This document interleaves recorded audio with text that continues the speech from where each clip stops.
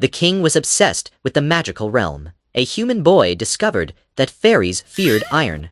As time went by, the king ventured into the fairy world, eager to seize the fairies' power. Yet the fairies rose to defend their home, drove him back, and left him severely wounded in the battle.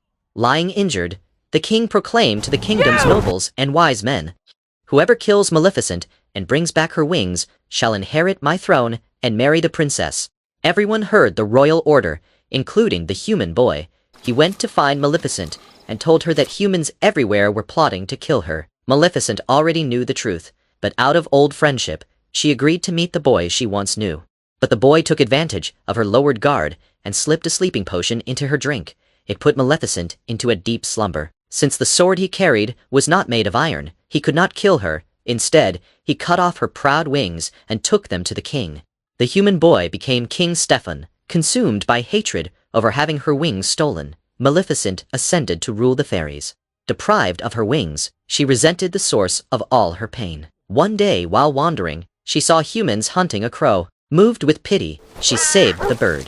The crow helped Maleficent gather news. The king and queen had welcomed a baby daughter, and a grand celebration would be held for the princess. A few days later, the feast went smoothly. The red fairy and blue fairy both gave sincere blessings to the infant. Then, Maleficent appeared. Robbed of the wings that let her fly freely, she hated how humans hurt her for empty, illusory power. Filled with hatred for the king, she cursed the princess. She decreed that on her 16th birthday, the princess would prick her finger on a spinning wheel spindle and fall into an endless sleep. Yet Maleficent still had kindness in her heart. She added at once, "Only a kiss of true love can break this curse. Nothing else in the world shall ever undo it." The queen was heartbroken, and all fell quiet. Seeing this, the green fairy added a blessing to the curse. "Whoever loves the princess with all their heart may wake her with a gentle kiss." From then on, the king ordered the city gates forever closed to fairies. He sent 3 fairies to raise the princess in seclusion until her 16th birthday, after which she could return to the palace. The 3 fairies were clumsy and careless. They even left the baby princess outside alone, then chided her, "Why stay out here instead of coming in?" An infant could not walk inside by herself. The crow and Maleficent watching nearby were left speechless. Maleficent tried to frighten the little princess, but the child only smiled at her. Helpless, Maleficent muttered, "You little monster." The 3 fairies had no idea how to care for a child. The baby's constant crying tortured Maleficent as she watched from afar. Late one night, she had the crow feed the baby while the 3 careless fairies slept soundly. Annoyed by their recklessness, Maleficent secretly watched them play a board game. A drop of rain fell on the red fairy, who blamed the blue fairy. Soon, a heavy downpour broke out inside the house, making Maleficent laugh for the first time in a long while. It was unreasonable enough that they had promised to raise the child, yet never learned how, even feeding her only carrots. The crow kept the princess company as she grew up, and in truth, it was Maleficent quietly watching over the little girl all along. The king grew increasingly unstable. He turned his palace into an iron prison, trapped in endless fear and tormented by his guilty conscience. He often woke in terror before dawn and ordered his servants to summon all blacksmiths to forge weapons non-stop. He even sent troops to raid the fairy realm. Maleficent only drove the soldiers away, choosing not to kill them. The little princess grew up filled with curiosity. She wondered who had always protected her and what lay beyond the wall of thorns. Only the crow knew Maleficent had always remained kind. One day, the princess found Maleficent and asked to be held by her. Maleficent's tone softened more and more when telling her to leave. The moment she held the princess, Maleficent already began to regret casting the curse. As the princess grew older, her bond with Maleficent deepened. Maleficent even let her play in the fairy realm. When someone accidentally splattered mud on her face, she did not get angry and joined in the fun, just like old times. Those were joyful days for everyone. Maleficent tried to lift the curse. She chanted spells while the princess slept. Yet only the green light of the curse swirled around her, echoing her own words, "Nothing can ever break this curse." That line now felt like a curse itself, stripping all happiness from Maleficent. The princess wanted to move in with Maleficent, who agreed and told her she could come the next day. By the river, the princess told her 3 fairy aunts she planned to leave and met a lost prince. She showed him the way to King Stefan's palace. The crow believed this was the one destined for the kiss of true love.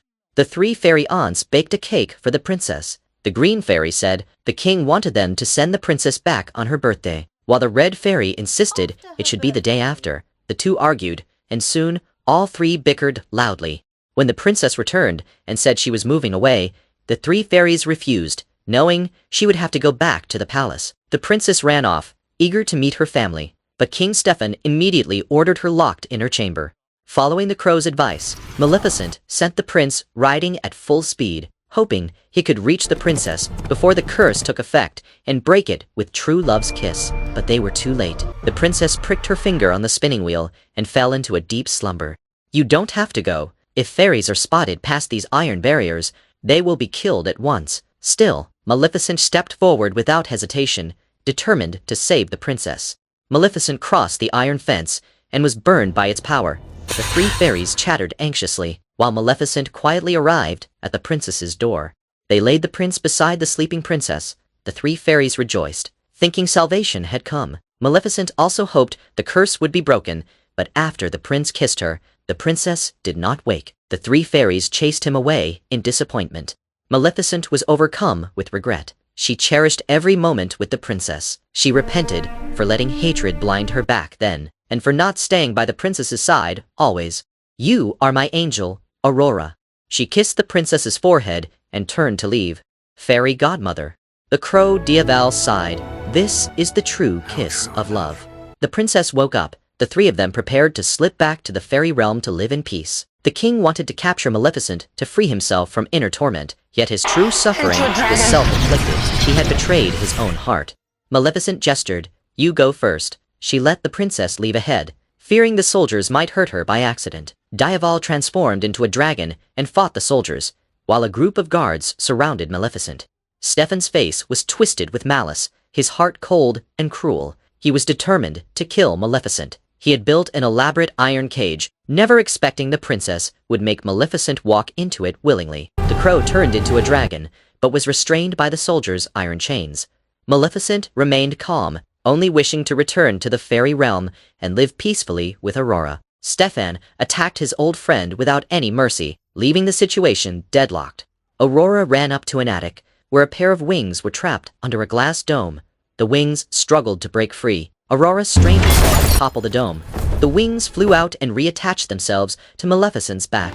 She could fly once again and freed the crow.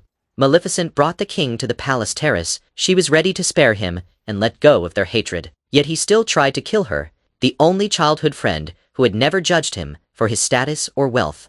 In the end, he destroyed himself. The princess lived happily with her beloved in a peaceful world, free from war and intrigue.